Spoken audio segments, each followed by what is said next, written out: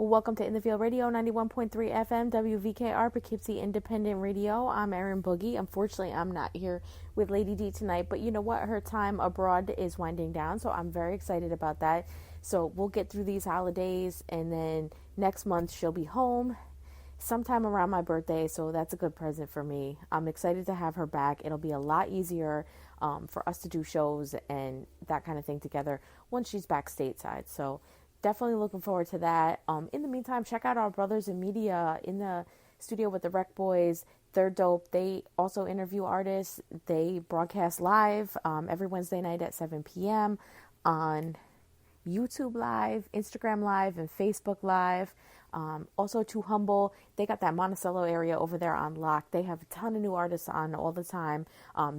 They have a dope platform where people come on and freestyle. If you freestyle, you get to sign their table, which is pretty cool. They've had a lot of really awesome artists come through and sign the table, like our very own Lady D. I don't know if y'all saw on our social media, but the last time they had the two of us on for an interview, she definitely spit a little freestyle. So they're really cool. Who else? You have Finally TV. Gabe's doing a showcase in January 22nd at the Barking Frog in Beacon. So definitely get in tune with his movement and come through on the 22nd and check him out. I don't remember who else is out here in the area off the top of my head, but if you guys think of somebody that we should shout out or another outlet that we should be in tune with, definitely send them our way. But we have a real dope interview tonight with an artist named Lejend out of Texas. We get a lot of love in Texas, so shout out to Texas because we love y'all. Hopefully we'll make it down there sometime in the next year and maybe run some events down there. So that would be dope to connect with the listeners in Texas. But the super dope interview with Lejend, so make sure y'all stay tuned for that. Welcome back to In the Field Radio. I'm Erin Boogie, and I'm here with Lejend. Peace. What's going on with you? So for those that might not be familiar, who is Lejend? How would you describe your sound? Who are you as a person? Tell us everything. Well, man, I've been doing music for a long time, and I released my first project in like '05. So I've been in the game for some time, and I've been able to travel, and I've been able to bring good music to people. If I describe my sound, I don't really like to compare myself to other artists, but I was thinking about, and that's strange that you asked that because I was thinking about that the other day, you know, how do I describe myself? Because I'm a pretty humble guy. But one time a fan after a show told me, which I was completely humbled and I disagreed with them. They said I'm a rare combination of Common, De La, and Tribe. So, and I was blown back by that because, I mean, those are all legends as we all know it. So, I mean, I'll go with that. But I disagree with them because I'm like, those dudes are on a way higher level than I am, you know? Mm-hmm. No, put that humbleness aside. If your fan is telling you that, then go for it. Go with it. Yeah, I'm took it and ran with it. But I mean, a lot of my music is I'm a former educator. I work for myself now. I'm a former educator, so a lot of my music is geared towards, you know what I'm saying, entertaining, but also informing. You know what I mean? So I always try to put that element of informing in there along with entertainment. And I think hip hop in general, just that quote unquote original sound is kind of creeping back into the forefront of things. I won't say it's taking over, but it's more competitive now, I think. No, and it's real dope that you actually have a purpose with your music and a message, because that's something that's lacking today. I hear people say that a lot, like that's the big crutch in my music, that it's a message.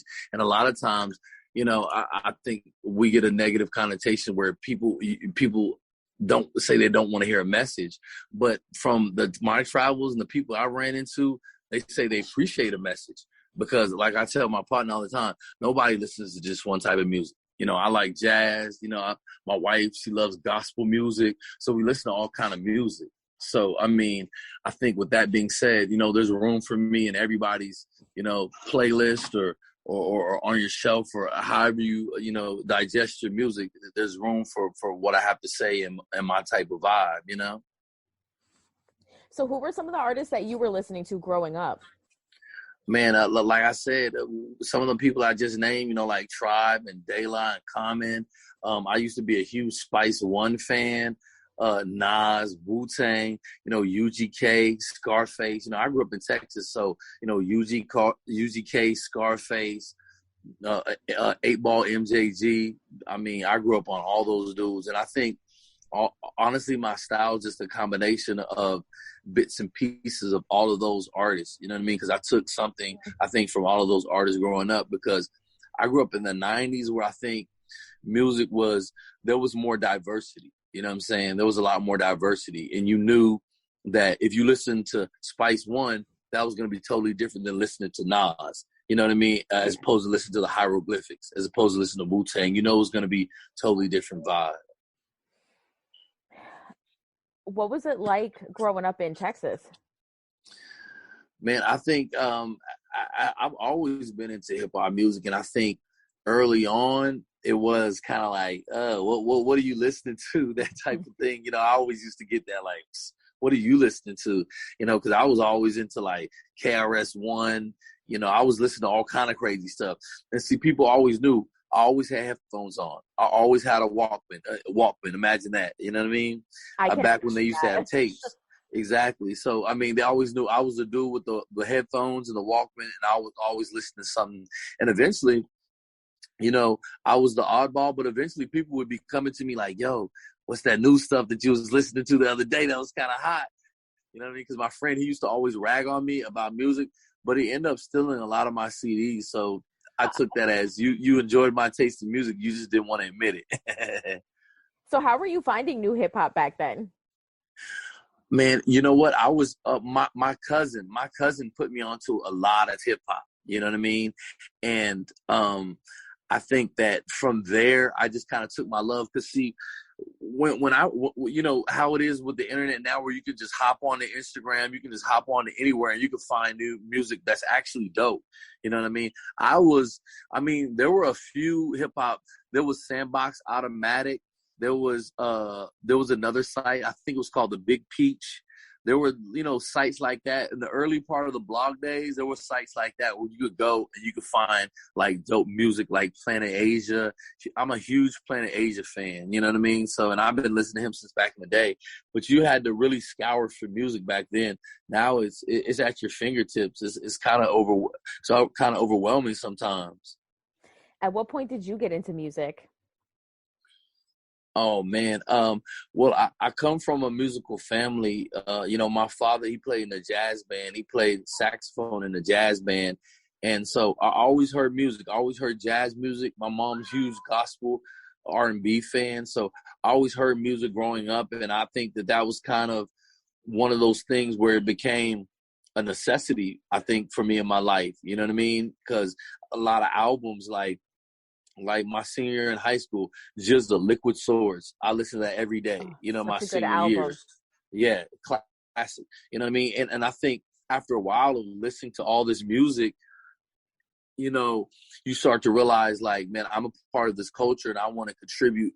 I want to contribute now. You know, I don't want to just be on the sidelines. I want to contribute because I feel like I have something to say. And another thing about music from the 90s, I think it spoke more about of everyday life, you know, where people were living everyday life. Nowadays, they talk a lot about absorbent things and you know, a lot of opulent things. But, you know, most people don't live like that. Most people don't pop Moet when they get home from work. And, you know, most people don't drive, you know, a Lamborghini and stuff like that. So, you know, I think music was a little bit more relative back in the 90s where it related to the everyday person. And I mean, that's the type of feel that I'm trying to bring back to the music where I can relate to a person. Cause I'm married with 2 kids. So I want to tap into people who have families, people who have kids, you know, people who have a wife, you know what I mean? People who have a husband, things like that, you know? Now, you said you were a former educator. Yes. I worked 14 years as a teacher, and I retired. Now I'm working for myself. Now, you know, me and my wife, we have a few businesses that we run, so I've been extremely blessed. But I still feel like even though what I'm doing now, I'm still educating people, and I still take time to educate people on the things that I know. What about, so when you were a teacher, were the kids putting you onto some new music too? Oh man, I always heard music all the time, and I mean, I have a little brother too. You know what I mean? So I always growing up, I would, and I mean, we're like 9 years apart. So when I was getting older, he was still like younger, so he would always put me on. But the kids, they're always putting me on to some music because it's like like I said, they have it at the tip of their fingers. They'll be like, "Mr. Lewis, check this dude out." You know what I mean? And some of the kids were artists themselves, and they were actually really talented. So I always encourage kids that express themselves creatively, no matter what the medium was. That's so amazing. I love that. Yeah, and also me and my wife we're trying to we're in the process of getting a nonprofit organization so that we can teach financial literacy to underserved communities and underserved students because I think there's a financial revolution going on right now, and I think there's a lot of underserved communities that just don't, the information is out there, but I don't think that they know how to properly. I think it's the diagnosis of that information. It's also the application of that information. I think that we're trying to step in and fill that void. Oh, and I think there's such a huge need for that. I do agree because, I mean, you don't really learn. I mean, I've taught in school for a long time, and I mean, I listened to this one podcast called Earn Your Leisure, and I was listening to the other day, and they made a great point. It was like in school, they don't teach you how to buy a house. They don't teach you how to buy a car. They don't teach you how to buy stocks. They don't teach you how to do any type of investment. And I mean, that's pretty commonplace when you get out here in society. So I think that needs to be something that kids know about. It's fine to have a job, but nowadays, a lot of times, I mean, I was a teacher for a long time, and most of the teachers I knew, they had a second job or they had a side hustle or, I've always been an artist that did money for shows and sold my merch, and that was supplementation to me being a teacher. That paid some of my bills and took care of my boys and stuff, Yeah. No, I think that's awesome. That's and that's like so in line with what we try to promote on our show, because there's always that education factor. That's behind what we do. That's what we want to do. That's the end goal, is to educate people. Well, I think that's why we're here now doing this, because that's one of my main goals with everything I do, because one of my main platforms through my music, because I also have an interview series that I do as well, and I talk with artists. And one of the things that I'm talking with them now is about investing in themselves, but finding other investments to invest in, like invest in NFTs. NFT space is huge for indie artists. Mm-hmm. If you're listening now, get into the NFT space. And the thing is, a lot of people feel like they have to be experts or they have to know anything before they dip their foot in. And a lot of times it's best to, me personally, I just get involved in things and learn as I go. You know what I mean? And also, I'm into stocks. I'm into mobile home investing. So I'm talking to artists about how are you going to invest how are you going to, invest so you can tour? How are you going to invest so you can have merch? How are you going to invest so you consistently drop visuals every week? You know what I mean? Because those are real questions that artists have. And the number one thing you hear from artists is funding. 100%. Shout out where they can find your interview series. Well, right now you can tune into my IG page at Lejend 3102. It's going to be coming here in December. I'm going to be releasing talking to two artists. It's a promoter here in Dallas, Roderick Rules, and another MC that's really, really hot right now, my man Casablanca. So I'm really talking about a lot of local things here in Dallas, because I feel like there's a lot of untapped talent here, and I want to help kind of unearth that talent. What's the hip hop scene like down in Dallas? It's extremely diverse down here. It's a lot of different talent, a lot of people doing different things. But once again, I think like most scenes, there's a unity problem. Mm-hmm. You know what I mean? People feel like, if I give this guy a chance, then that'll be an opportunity missed for me. Mm-hmm. But I think now I've been in the scene long enough where, I work with like-minded people. I work with people who are interested in growing. You know what I mean? Because a lot of artists I tell here in Dallas, the best thing you could ever do is tour. You know what I mean? Because that's the best thing I've ever done. Because, people don't really show you love here in Dallas, but when you travel out, man, you get a new perspective of who you are as an artist and your ability to disperse and distribute your art across the world, really. You know what I mean? What are some of the cities you've toured in? Man, I think I've been all over. I really have. I've been in DC. I've been in Oklahoma City. I've been in Winooski, Vermont. I've been in Manchester, New Hampshire. Been in Portsmouth, New Hampshire. We've been in New York. We've been in where all we've been? We've been in Baton Rouge. We've been in uh I've been in Seattle. I've been in what is that? Tacoma, I think. I've got a chance to travel a lot with my music, and it's kind of just the beginning, you know what I mean? Because the last couple tours I actually booked and I put together myself, and it kind of gave me a new perspective of who I was as an artist and also as a businessman. So this new year, we're already working on some dates for the spring, and we're also looking to go to Europe and South Africa as well. So, I mean, I think my live show is the best aspect of what I have to offer. So the pandemic kind of really had me kind of depressed because that was my best tool and I couldn't really use it. So I'm going to step back out there and start using that again. What was your favorite city that you've ever played in? Favorite city I ever played in? Oh, you know what? A city that I did mention, and my wife just reminded me because she's sitting here right by me. Cincinnati. I played in Cincinnati a couple years back. One of the most beautiful cities is a lot of rich history. And after I performed the next day, we had an off day and we spent the day in Cincinnati, and we went to the Cincinnati Jazz Festival. So a lot of rich history in Cincinnati, a lot of good food, a lot of good people. So I'd have to say, honestly, Cincinnati is probably one of the better cities I've been to.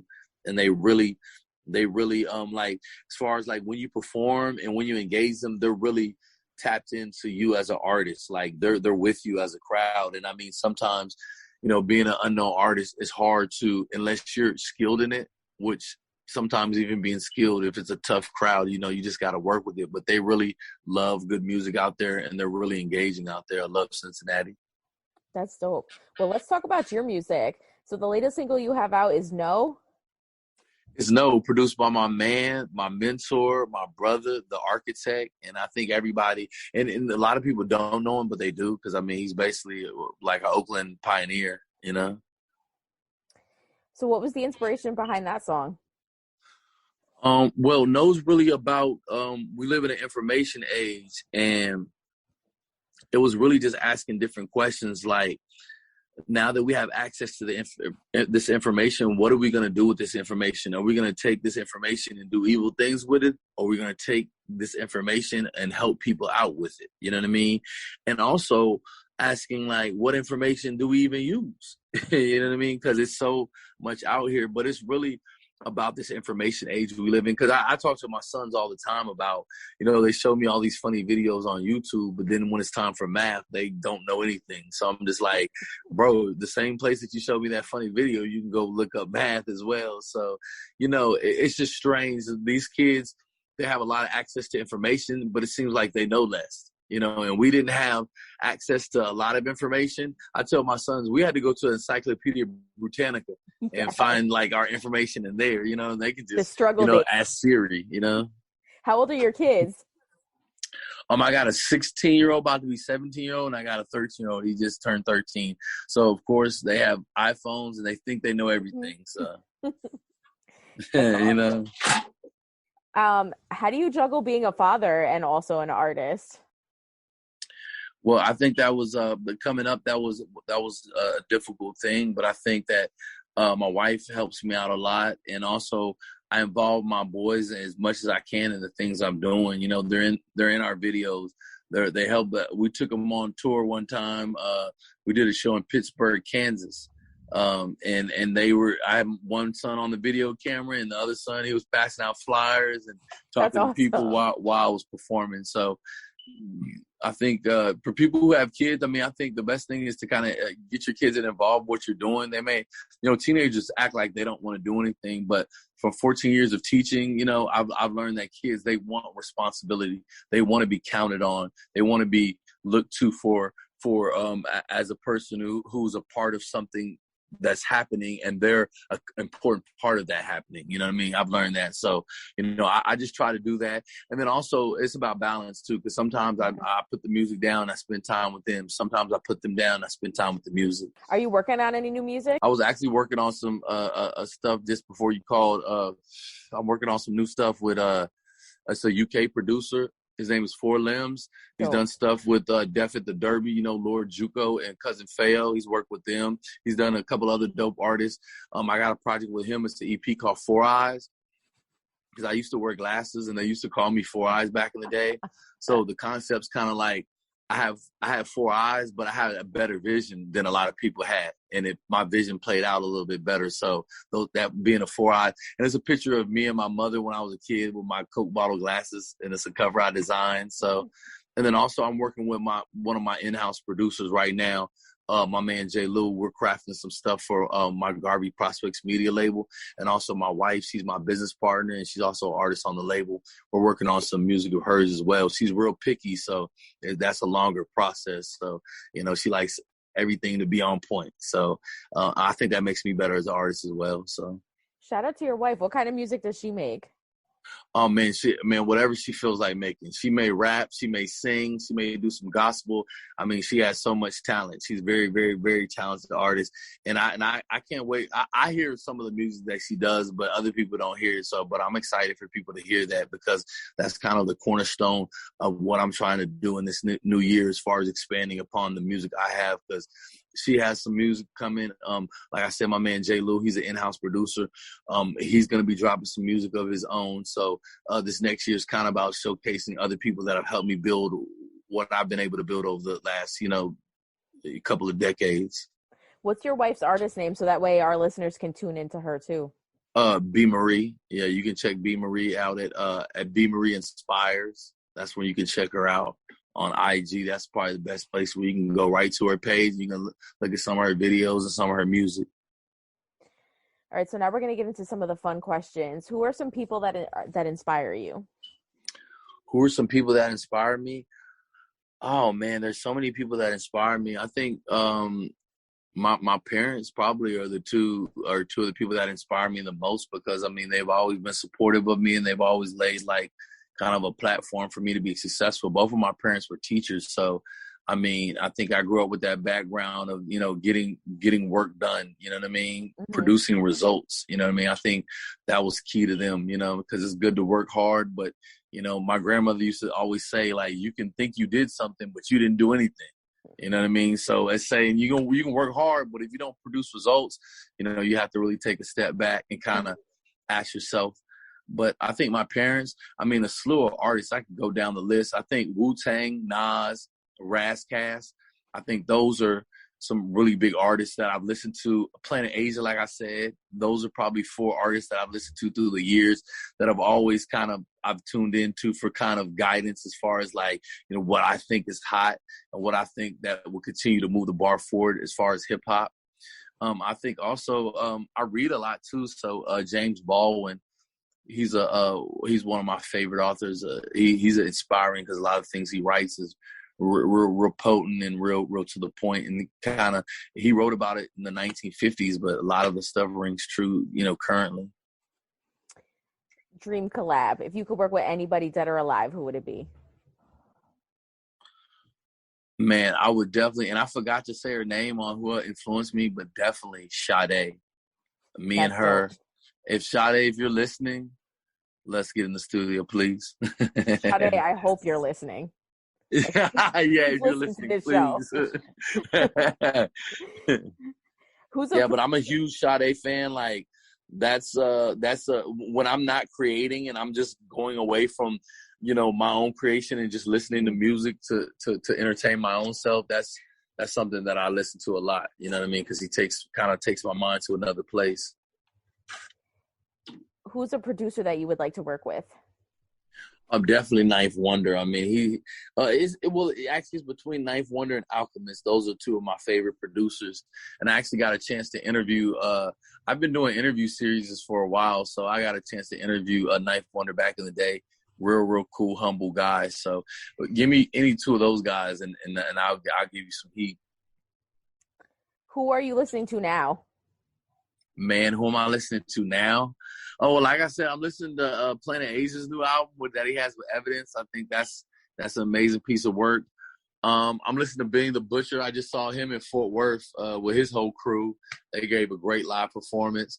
Also, I'm listening to they're out of Virginia, Opioid Era. They're real dope. I'm listening to a lot of their music. So there's one more group, Arm and Hammer. They're real dope. I've been bumping them a lot lately. What are some goals you have for yourself at this point in your career? Well, like I said, we're looking to step into the international waters as far as touring, and I think that's always been a huge thing of mine because I think American from the people that I know, I've had a whole lot of partners have toured overseas, and they said like, American hip hop is just looked at differently overseas as opposed to here in America. It's kind of like, yeah, whatever, everybody raps here in America, but in overseas they see it as something that's still a valid art form. So, Absolutely. And then also, like I said, growing my working with my producer and working with my wife and my artists, continue to grow them. That's huge. And also I want to add we're going to add another artist probably sometime next year. And I'm not particular. They don't have to rap. They can sing, they can do whatever. I just like dope music. And what can we expect next from Lejend? Next, the No is the single for the EP. It's called Beyond the Physical Spectrum.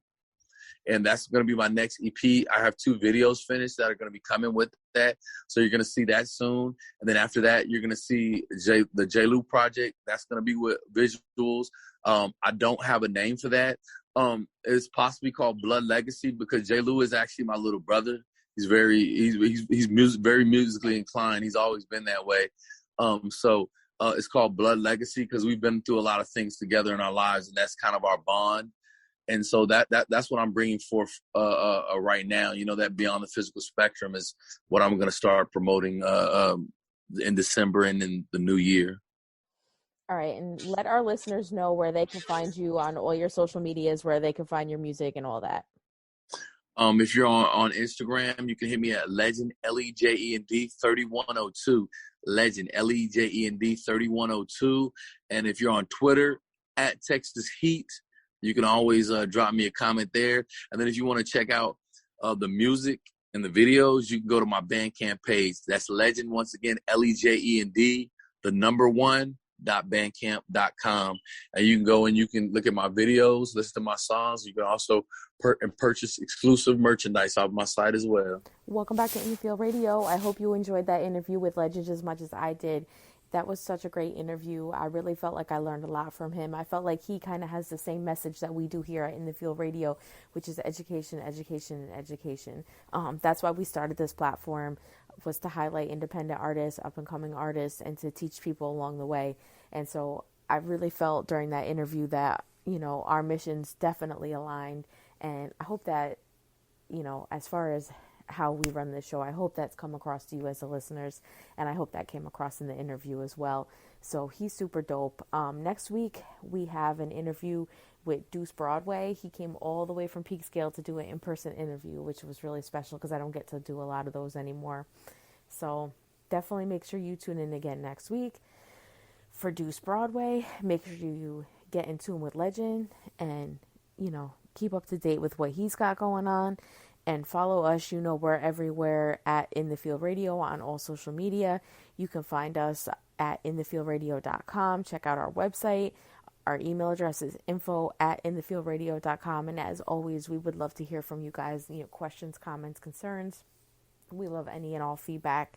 Let us know what you like, what you don't like, and what we could do better. So tell a friend to tell a friend, and we'll be back next week. Have a good night. It's In the Field Radio, 91.3 FM, WVKR, Poughkeepsie Independent Radio.